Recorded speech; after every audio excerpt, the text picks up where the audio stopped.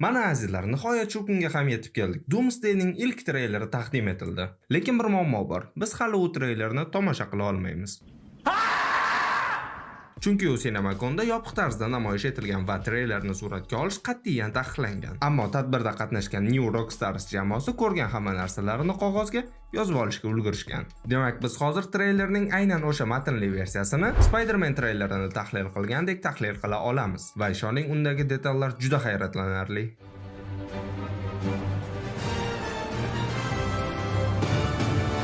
Treyler dekabrda taqdim etilgan 3-tizerdagi kadrlar bilan boshlanadi va u kadrda X odamlar filmidagi maktabning vayronalarida yotgan belgisi ko'rinadi. Va treylerdan aniq bo'ladiki, bu hech qanday bir xil qiyofali, bir-biriga o'xshash olamlar emas. Doomsdaydagi X-Men olami aynan Fox'ning X-Men olami va 2014-yildagi X-Men Days of Future Past filmidagi versiyasi. Bilasiz, X-Men'da har xil versiyalar bor. Doomsdayga aynan o'sha Rossomaxa o'tmishga borib, o'tmishni o'zgartirib va o'zining vaqtiga qaytib kelganda hamma narsa o'zgargan bo'ladi. Aynan o'sha o'zgargan olam Doomsday'da ko'rsatiladi va bizga ilk bora Robert Downey'ning Victor Von Doom ijrosidagi ovozini eshittirishadi. Lekin bu haqda keyinroq, hozir undan muhimroq mavzu bor. Kevin Feige Doomsday voqealari Endgame voqealarining aynan davomi ekanligini aytdi va sentyabrda Endgame'ni qayta kinoteatrlarga chiqarishmoqchi. Bu shunchaki o'sha filmni qayta kinoteatrlarga ulashib pul ishlash emas, balki filmni to'liqtirish bo'ladi. Ya'ni aytishlaricha, filmning final versiyasida juda ham ko'p kadrlar kesib tashlangan. Aynan o'sha kadrlar qaytariladi va undan tashqari Doomsday'ni suratga olish jarayonida Endgame'ni Doomsday bilan ko'proq bog'lash uchun qo'shimcha kadrlar suratga olinayotgan ekan va bu aynan o'sha qayta uzatiladigan Endgame versiyasida bo'ladi. Bu hech qanday o'tib ketgan narsalarni o'zgartirish emas, balki aytilmay, ko'rsatilmay qolgan informatsiyalarni to'liqtirish. Undan tashqari aka-uka russolar nega finalning kengaytirilgan versiyasi kerakligini aytishdi. Ularning so'zicha, kengaytirilgan versiya Marvel olamining Endgame'gacha bo'lgan voqealari va Doomsday'ni bog'lab beruvchi ko'prik bo'ladi. Yetmaganiga russolar ta'kidlashicha, Doomsday'da russolar asosan eski, o'zlari birga ishlab kelgan aktyorlar bilan ko'proq ishlamoqchi. Demak, Doomsday'da asosan o'z-o'zani o'sha eski qahramonlarimiz bo'ladi. Multi olamlar fazasidagi mana bu maynavoshchi qahramonlarning barchasi deyarli 2 yoki 3 darajada bo'ladi. Bu shuni bildiradiki, Endgame'dan keyingi muvaffaqiyatsiz proyektlarning barchasini barcha muxlislarga ko'r deb aytish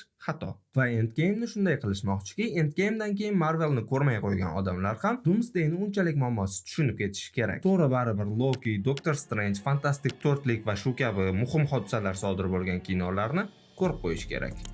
Aynan qanday kadrlarni Marvel Endgame uchun suratga olyapti? Bundan bir necha oy oldin Telegram kanalda yozgan edim. Keling o'sha postni so'zma-so'z o'qib beraman. Mishmishlarga ko'ra, Steve Rogers Doktor Doomning yomonlashishiga asosiy sababchilardan biri bo'lishi mumkin. Aniqroq aytadigan bo'lsam, Kapitan Amerika Endgame'dan so'ng boshqa olamga borib, Peggy Carter bilan birga yashashni boshlaganda, o'zi bilmagan holda Doktor Doomning olamidagi Doomning baxtli hayotini buzib yuborgan. Shu sabab Doktor Doom как нормальный mujik Steve Rogersdan qasos olishga kirishadi. Unutmang, bu hozircha mish-mish xolos. Bu postni qayta o'qigandan keyin miyaga birinchi keladigan narsa qo'shimcha suratga olinayotgan kadrlar Steve Rogers toshlarini qaytarish jarayoni. Shunday emasmi? Shu bilan kengaytirilgan versiya to'g'risidagi ma'lumotlar shular. To'g'ri, ma'lumot kam bo'lib qolgan bo'lishi mumkin, lekin ssenariy yozishdan avval Telegram kanalida kengaytirilgan versiya va Doktor Doom yashirin treyleri tahlilini ikkita video qilaymi yoki bitta deb savol qo'ygan edim. Unda ko'pchilik bitta deyishdi. Shu sabab ikkala mavzuni ham qisqartirdim.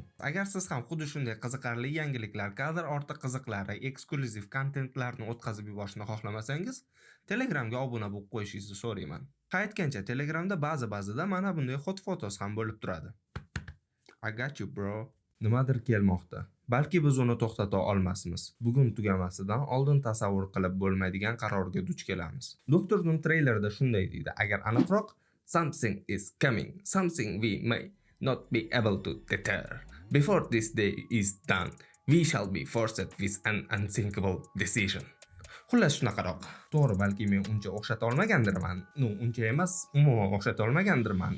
Lekin treylerda Robert Downey Britaniya yoki Amerika aksentida emas, aynan Latviya aksentida gapiradi. Va ishoning, aynan shu oddiygina aksent muxlislar va studiyada tug'ilishi mumkin bo'lgan qancha muammolarni yechib yuboradi. Ya'ni muxlislar har safar Doktor Doomni eshitganda temir odamni eshitgandek bo'lavermaydi. Studiya esa temir odamni taniydigan har bitta personaj xayolida bu Tony Stark ovozi ekan degan savolni tug'iltirishi kerak bo'lmaydi. Lekin menimcha baribir Deadpool bu temada hazil qilib o'tadi. Keyin Professor X ni ko'ramiz. X Mansion ichida nogironlar aravachasida. Kiyimida yangi qizil X logotipi bilan 3-tizerdagi derazadan tashqariga qarab turibdi. Lekin bu safar osmonda qizil shar paydo bo'layotgani aniq ko'rinadi. So'ng sharning shu'lasi Mansion tepasidagi atmosferani yoritadi va Charles ko'zini qo'li bilan berkitishga majbur bo'ladi. Doktor Doomning zirhi tushirilgan promoni ko'rgansiz. Bu promo Doktor Doomning aynan treylerdagi ko'rinishiga juda mos. Demak, tasavvur qiling, Doktor Doomning ilk kadrida u yon tomondan yirik planda tiz cho'kkan holatda kapishonli boshini ko'taradi. Flashining qisqichlari va niqobining profili ko'rinadi. Go'yo X-Men tashqarisidagi bog'larda ko'tarilayotgandek. Orqasidan esa qonrang tuman ichidan xira quyosh nuri chiqib turadi. New Rockstars ijodkorlari aytishicha, treylerning deyarli barcha kadrlarida osmon rangi qizil. Bu yana Doctor Strange in the Multiverse of Madness filmidagi post-inclusion realligidagi osmonda ko'rgan qizil yarim oyni ham eslatadi.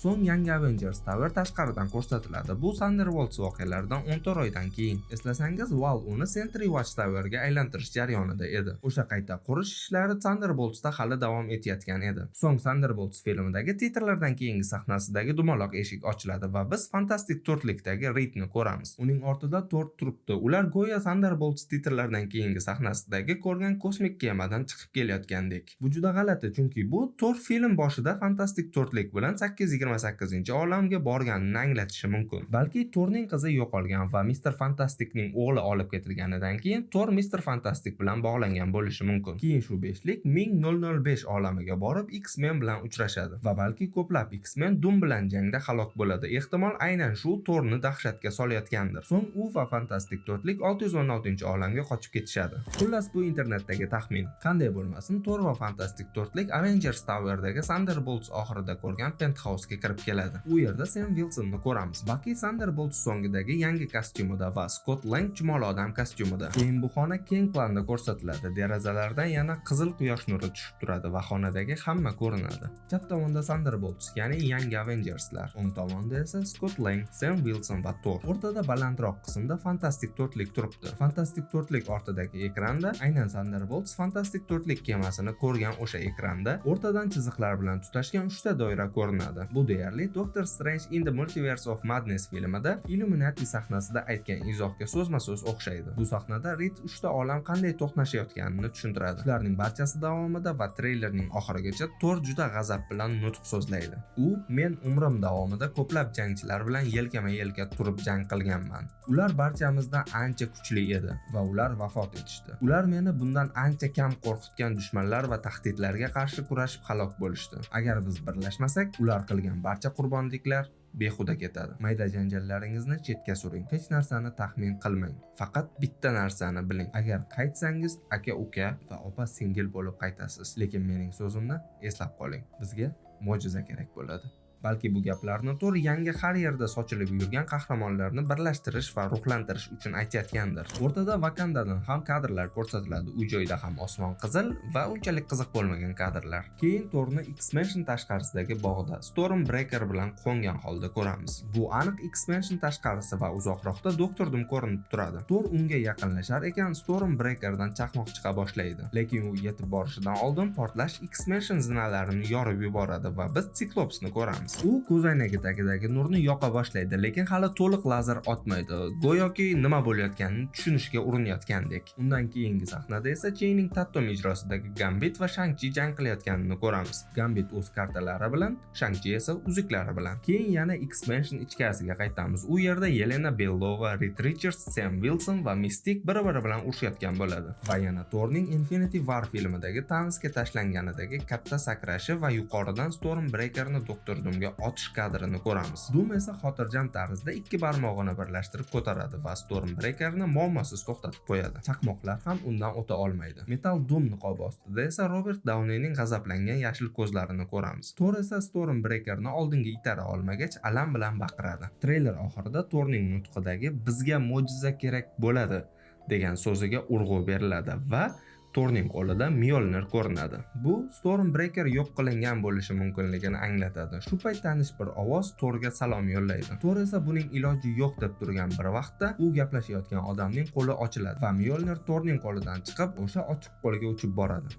Ha, bu Steve Rogers edi va u Infinity War filmidagi ko'rinishida. U birinchi Doomsday teaserida ko'rganimiz 1940-yillardagi ko'rinishida emas. Zamonaviy kiyim kiygan. Ha, treylerni qisqartirib faqat qiziq joylarni aytishga harakat qildim.